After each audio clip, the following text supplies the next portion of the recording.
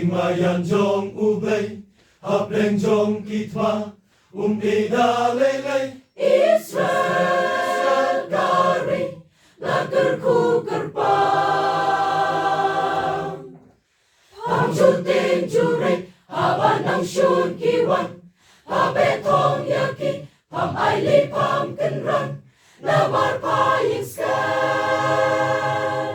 Ublay, bat pa udang lang.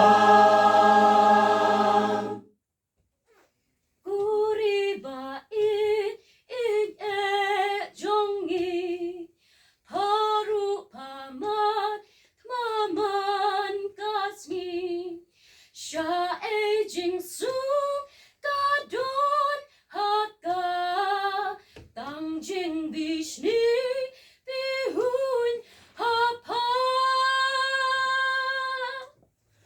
Token madmong kanikaway, halong kabager ku ublay.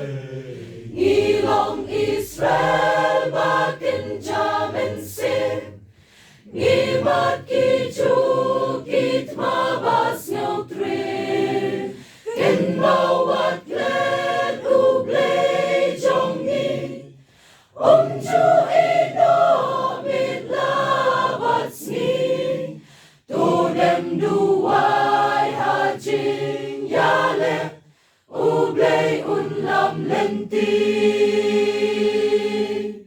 Tudem duway hajing yale, Ublay unlam lenti.